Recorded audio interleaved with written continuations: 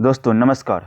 आइए आज हम स्टडी करते हैं बिहार सामान्य ज्ञान का मॉडर्न इतिहास, और उसमें टॉपिक है ब्रिटेन की महारानी विक्टोरिया का औपनिवेशिक शासन व्यवस्था।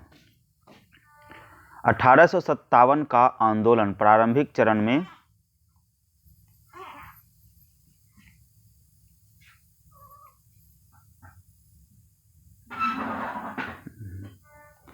1857 का आंदोलन प्रारंभिक चरण में सिपाहियों का विद्रोह था। उनके आंदोलन में आम जनता भी जुड़ते गए, जिससे वह आंदोलन एक जन आंदोलन के रूप में परिवर्तित हो गया था। अंग्रेजों ने आंदोलनकारियों को बर्बरतापूर्वक दबाने लगे। अंग्रेजों की बर्बरता की प्रतिक्रिया में भारतीय विद्रोहियों ने भी अंग्रेजों को उनके परिवार सहित हत्या करने लगे। अंग्रेजों की लगातार हत्या होते जाने से इंग्लैंड में तूफान उठ खड़ा हुआ। इंग्लैंड वासियों का कहना था कि अंग्रेज जैसी सभ्य जाति का असभ्य तरीके से हत्या किया जाना निंदनीय है। असभ्य भारत को सभ्य बनाने के लिए ही अंग्रेज जाति पर भारत में उपस्थित है।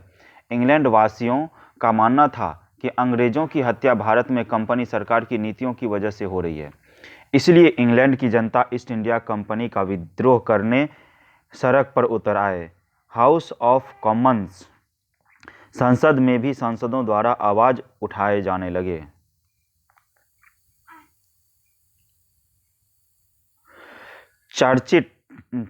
चार्टिस्ट आंदोलन के अग्रणी नेता अर्नेस्ट जोन्स ने अपने पत्र द पीपुल्स पेपर में लंबी कविता भारत में विद्रोह या नई दुनिया का उदय प्रकाशित हुआ। उन्होंने भारत में कंपनी सरकार के अत्याचारों के खिलाफ कई लेख भी लिखे। पत्र पत्रिकाओं में कंपनी सरकार के विरुद्ध प्रकाशित लेखों ने आम जनता को उद्दोलित कर दिया।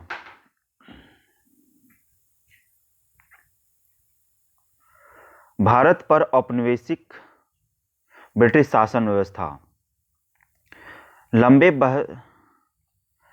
बहस व मशविरों के पश्चात हाउस ऑफ कॉमन्स में भारत में शांति स्थापित करने तथा बेहतर शासन व्यवस्था के लिए 2 अगस्त 1858 को भारत सरकार अधिनियम पारित करने के साथ इंग्लैंड की महारानी विक्टोरिया को ब्रिटिश भारत की महारानी घोषित कर दिया।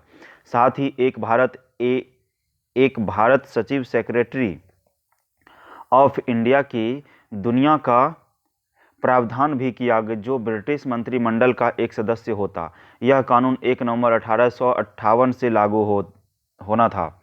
महारानी विक्टोरिया ने ब्रिटिश भारत के लिए 1 नवंबर 1858 को एक घोषणा पत्र जारी की।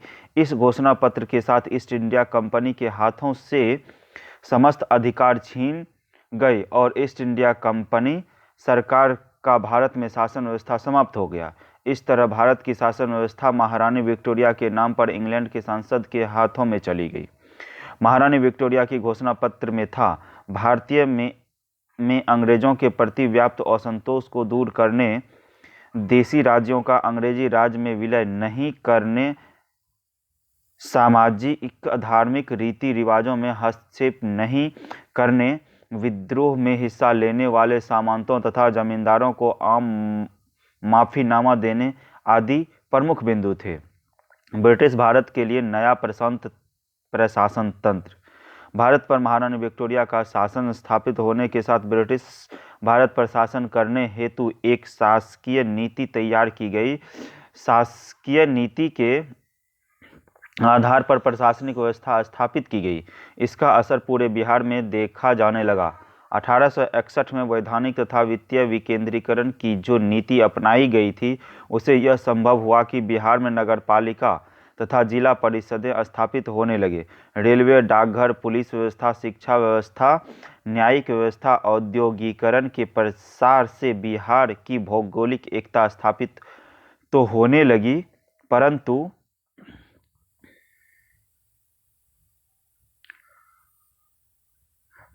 इन सभी में विभेदीकरण की नीति भी घुसी हुई थी।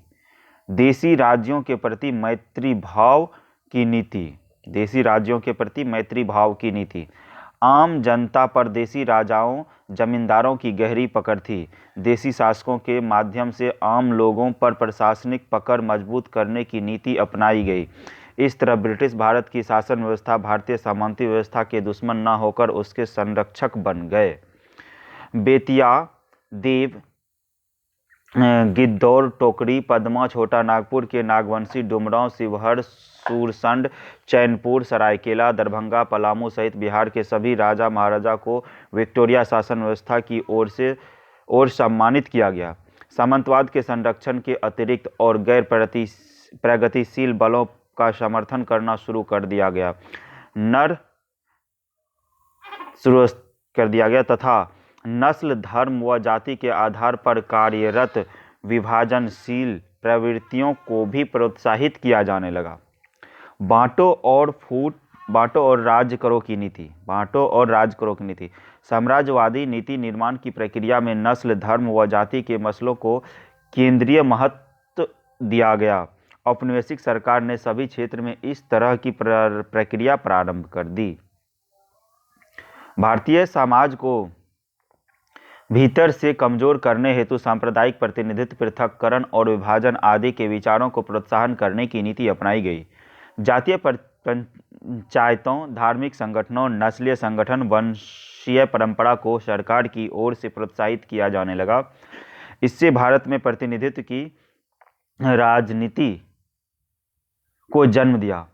इसी तरह औपनिवेशिक सरकार ने जनगणना नीति, धर्मनिरपेक्षीकरण की नीति, सैन्य नीति, पुलिस नीति, प्रेस नीति, पश्चात विचारों को प्रसार करने की नीति, आर्थिक नीति आदि अपनाए गए। औपनिवेशिक नीतियों से बिहार में प्रभाव। अंग्रेज के शासन से पूर्व बिहार एक संपन्न एवं आत्मनिर्भर प्रदेश था। बिहार के गांवों में परंपरागत स्वावलंबी अर्थव्यवस्था का प्रचलन था, परंतु अंग्रेजों की औपनिवेशिक नीतियों की वजह से गांवों की आत्मनिर्भरता समाप्त होने लगी। औपनिवेशिक अर्थव्यवस्था का प्रभाव बिहार के गांव कस्बों में फैल गए। परिणाम स्वरूप बिहार का सामाजिक आर्थिक ढांचा चरमरा कर रह गया। गांवों में बेरोजगारी बढ़ गई। लोग मजदूरी के लिए गांव छोड़कर अन्यत्र प्रस्थान करने लगे। शासन व्यवस्था बदल जाने के बावजूद वही अहंकारी अंग्रेज बिहारियों के सम्मुख मालिक बनकर उपस्थित थे, जो जानवरों की तरह उनके साथ व्यवहार करते थे। बिहारी समाज के सभी क्षेत्रों में विभेदीकरण का एक कुप्रभाव स्पष्ट रूप से देखा जाने लगा। भेदभाव नीति के वजह से अंग्रेजी शासन व्यवस्था के विरुद्ध नफरत की भाव पूरे बिहार में फैलती गई। वह असंतोष स्वतंत्रता आंदोलन के रूप में परिणत हो गई। इस वीडियो में इतना ही। धन्यवाद।